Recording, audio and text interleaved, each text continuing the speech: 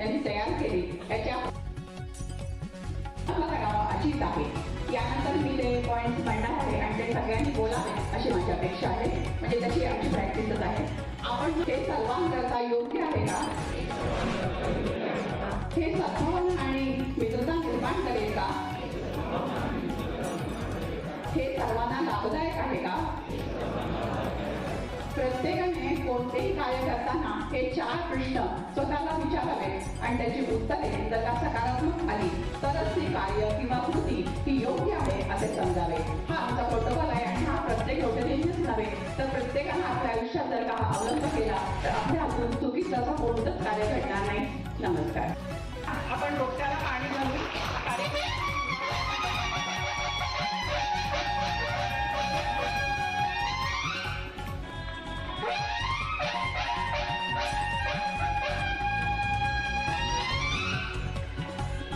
प्रकृती रक्षतु प्रकृती त्वां रक्षति.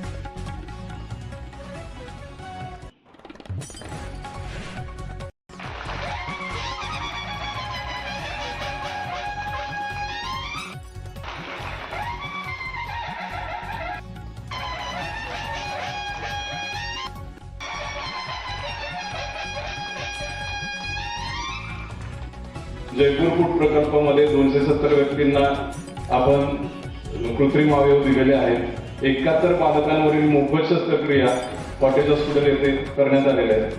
275 महिलांची कर्करोग तपासणी आपल्या व्हॅनद्वारे, 107 रक्त बॉटल्स, कुपोषित बालकांसाठीची शिबिरं, CPR ट्रेनिंग मी स्वतः 1000 पेक्षा जास्त CPR ट्रेनिंग घेतलेली आहेत लोकांना, गर्भसंस्कार शिबिर, अनिमिया आणि HPV वॅक्सिनेशनचं काउन्सिलिंग, मानसिक आरोग्य, व्यसनमुक्ती या सर्व गोष्टी आपण केलेल्या आहेत.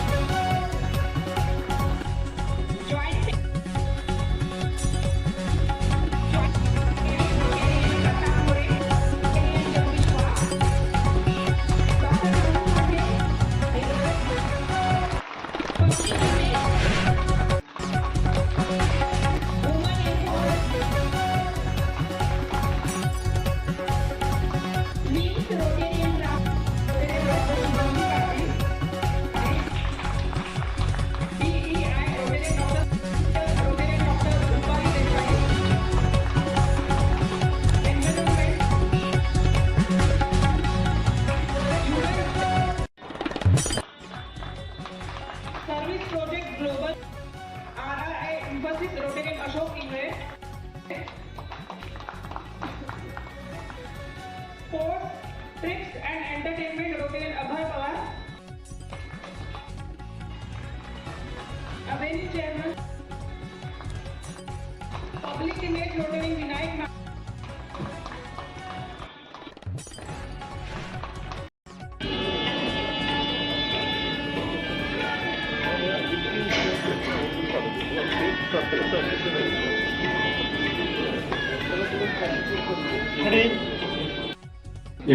एकूण 70 वर्षापूर्वी चार्टर्ड प्रेसिडेंट थोर उद्योगपती निळकंठराव कल्याणी सरांनी हे रोपटं लावलं आणि आज 17 वर्ष आहेत. या रोपट्याचं वटवृक्षामध्ये याचं रूपांतर झालेलं आहे. आज रोटरी क्लब कराडचा 70वा पदग्रहण समारंभ संपन्न होत आहे. गेल्या 69 वर्षामध्ये क्लबने आपल्या विविध सामाजिक कामातून रोटरी डिस्ट्रिक्ट कार्यक्रमाला वैशिष्ट्य म्हणजे प्रमुख पाहुणे म्हणून आदरणीय डॉक्टर सुरेशभाऊ भोसले, चेअरमन यशवंतराव मोहिते कृष्णा सहकारी साखर कारखाना आणि कुलपती कृष्णा विद्यापीठ यांची आम्हाला प्रमुख उपस्थिती अत्यंत महत्त्वाची अशी आम्हाला मिळालेली आहे. त्याचबरोबर प्रमुख उपस्थितीमध्ये आमची डीजी स्वप्नील परदेशी, रोटरी स्वप्नील परदेशी यांची उपस्थिती आहे. तसे डी मला यावर्षी साथ देण्यासाठी म्हणजे माझ्या बरोबरीने कार्य करण्यासाठी यावर्षी सचिव रोटरी सुनील चाकी यांची समर्थ साथ आणि भक्कम साथ मला आहे. आणि महत्वाचं म्हणजे जाता मी एवढं सांगतो की रोटरीचे जे 7 फोकस आहेत, मूलभूत शिक्षण आणि साक्षरता, शांतता, संघर्ष प्रतिबंध निराकरण, तिसरा आहे आर्थिक आणि सामुदायिक विकास, चौथा आहे पर्यावरण सुरक्षा, पाचवा आहे रोग प्रतिबंधक आणि उपचार, सहावा आहे माता आणि मुलांचे आरोग्य आणि सातवा आहे पाणी स्वच्छता. म्हणजे जे मूलभूत जे गरजा आहेत त्या रोटरी दिली जाते. थोडक्यात सांगायचं आपण सर्वांनी पोलिओची लस घेतलेली आहे. ही रोटरीची जागा जगाला देते. त्या त्या देशामध्ये फक्त डिस्ट्रीब्युशन होतं. एवढं रोटरीचं महान कार्य आहे. आणि या संपूर्ण ज्या आता आमच्याकडे प्रमुख पाहुणे प्रमुख उपस्थिती आहेत, तुम्ही सर्व जमलेला आहात रोटरीच्या पदाधिकारी आणि संपूर्ण परिवाराला आणि संपूर्ण रोटरी परिवाराला अभिप्रेत अशा मी चार वयस म्हणतो की ज्याची बाग फुलून आली त्यांनी 2 फुले द्यावी, ज्यांचे सूर जुळून आले त्यांनी 2 गाणी द्यावी, सूर्यकुलांशी ज्यांचे नाते त्यांनी थोडा उजेड द्यावा, युगायुगांचा अंधार जेथे पाठीचा गाव द्यावा, ज्यांच्या अंगणी ढग झुकले त्यांनी ओंजळ पाणी द्यावे, आपले श्रीमंत हृदय त्यांनी रिते करून भरून घ्यावे, आभाळ एवढी ज्यांची उंची त्यांनी थोडेसे खाली यावे, मातीत ज्यांचे जन्म मिळाले त्यांना उचलून वरती घ्यावे. अशा पद्धतीनं हे रोटरीचं काम सोबत शेअर केला. आणि आपल्या यांच्या अविरत कार्यामुळे मेकॅनिकल इंजिनियर आहे. रोट्रॅक्टर प्रवास त्यांनी 2022 सालापासून सुरू केला. पण रोट्रॅक्टर प्रेसिडेंट, सेक्रेटरी आणि सर्व नुकताच रोटरॅक्ट क्लब कराड सिटीच्या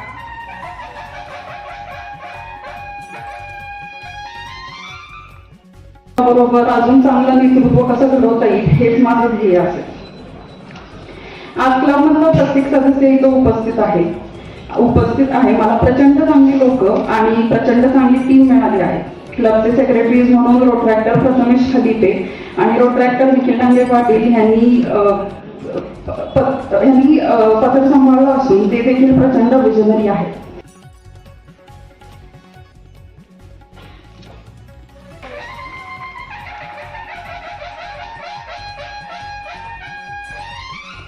प्राप्त झाले आहेत. रोटरॅक्टरपासून ते रोटरॅक्ट सदस्य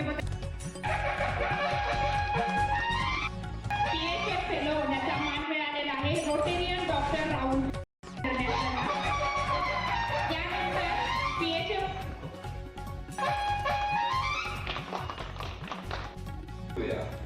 फ्लाइट 2627 दिल से आपला रोटेरियन जयेश पटेल. आपल्याला जाता जाता एक कोट मला जी आठवते ते सांगतो. हे वर्ष तर आयुष्यातलं एकदाच भेटणारं वर्ष आहे. मी आज अनुभव केले त्याच्यातही लक्षात आलं. रोटरी इंटरनॅशनल ही आता कुणाला माहिती नाही अशी संस्था नाही आहे. जगभर काम करते. मला वाटतं 100पेक्षा जास्त देशामध्ये आपलं नेटवर्क आहे. 100पेक्षा जास्त वर्ष सुरुवात होऊन झालेली आहे. आपल्याला सेवा जी आहे याच्यापेक्षा श्रेष्ठ समाजाची सेवा दुसरी कुठली होऊ शकत नाही जे तुम्ही आता काम करताय. आम्हाला ती आशा एक्सप्रेस दिली ज्याचं काम आता लांबच्या मला असं वाटत होतं की इथल्या जिल्ह्यामध्ये होईल, पण जिल्ह्याच्या बाहेर सुद्धा त्याला इतकी मागणी आहे आणि इतकं मोठं काम त्याच्यातलं झालेलं आहे. असंच काम आता दुसरी बस मागण्याची पाळी आलेली आहे. इतकं काम आपण करू शकतो. याच्यापेक्षा जाऊन पुढं महत्वाचं काय असेल आणि याची गरज आहे समाजाला, तर हे आता मोठं काम आहे. ते म्हणजे ओल्ड एज होम, वृद्धाश्रम. इथं आपल्याकडे जवळजवळ ह्या ग्रामीण भागामध्ये नाहीतच, जी आहेत ती मोठ्या शहरामध्ये. आणि आता एक वेळ अशी आलेली आहे की ह्या वृद्धांना खरोखर गावामध्ये सुद्धा यांना सपोर्ट शक्य राहिलेलं नाही. कारण आता सुद्धा मुलं आपल्या खेडेगावातली सुद्धा मोठी झाली, शहरात राहायला लागली, आई वडील मागं राहिले आणि त्यांची काळजी घ्यायला कोण नाही, अशी सुद्धा परिस्थिती आता खेडेगावामध्ये व्हायला लागली. आणि असं मला वाटतं रिहॅबिलिटेशन आता याचे सुद्धा फार कमी सेंटर आहे.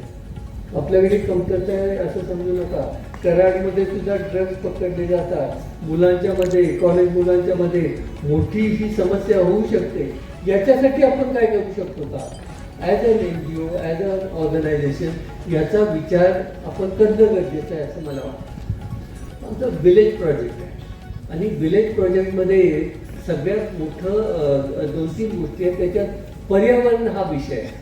आता पर्यावरण हा विषय अनेकांना समजलेला नाही. आता आपण झाड लावायचं ज्या वेळेला हे म्हणतो आणि झाडं लावतो आपण वर्षाला, पण ती कशासाठी लावतो, काय होतं झाडांचं, आणि सगळ्यात थ्रेट आज पर्यावरणाला कशाचं आहे आपल्याला माहिती आहे का? याचं उत्तर अनेकांना माहिती नाही. सगळ्यात biggest threat to the environment, to the forest, म्हणजे जे आपले लंग्स आहेत याचे, इज ॲग्रिकल्चर. जगाचं पॉप्युलेशन वाढतंय, आमच्या देशामध्ये तर काहीच्या काहीच झालेलं आहे. आणि ह्यांच्यासाठी यांना फीड करायला जे आपल्याला ॲग्रिकल्चर तयार करायला पाहिजे, त्यांच्यासाठी जे धान्य तयार करायला पाहिजे, यांच्यासाठी ही फूड सिक्युरिटी अनेक कंट्रीजमध्ये नाही आहे. आणि ज्यांच्याकडे फॉरेस्ट आहे आणि त्यांच्याकडे हे नसेल तर फॉरेस्टला बिगेस्ट थ्रेट ते झालेलं आहे करायचं. आणि हे आपल्याला समजून घेतलं पाहिजे. आणि याच्यासाठी काय करायचं म्हणून आता फॉरेस्ट्रीचा विषय जो आहे, आपण वर्षाला प्रत्येक ऑर्गनायझेशनमध्ये आपण झाडं लावत असतो आणि फॉरेस्ट कव्हर वाढवण्याचा प्रयत्न करत असतो. माझं मत आहे सगळं आपला प्रयत्न जो झाला आहे या नदीला कसं अनट्रीटेड जावं हा एक विचार करण्यासाठी गोष्ट आहे. कचरा व्यवस्थापनाचं तुम्ही सांगितलं. आता शेवटी असं आहे की तुमचं जो आता जे बोधवाक्य आहे द लास्टिंग इम्पॅक्ट, त्याला मी वेगळ्या पद्धतीने ठेवतो की आपल्या पाऊस पुन्हा ठेवून देतो. फुटप्रिंट, आमच्या कामाची फुटप्रिंट ती राहिली पाहिजे. हा जसा लास्टिंग इम्पॅक्ट आहे, ही फुटप्रिंट रोटरीची सुद्धा आपण आपल्या इथं, आता रोटरी इंटरनॅशनल करेल ते करेल, पण कराड आहे, आम्ही काय कमी आहोत का? आम्ही आमची फुटप्रिंट ह्या विभागामध्ये कमीत कमी ह्या विभागामध्ये ठेवू, असा एवढा निश्चय आपण करू. एवढंच मी आजच्या कार्यक्रमाच्या निमित्तानं सांगेन. आणि मला बोलवल्याबद्दल पुन्हा आपल्या सगळ्यांचे मी आभार मानतो. धन्यवाद.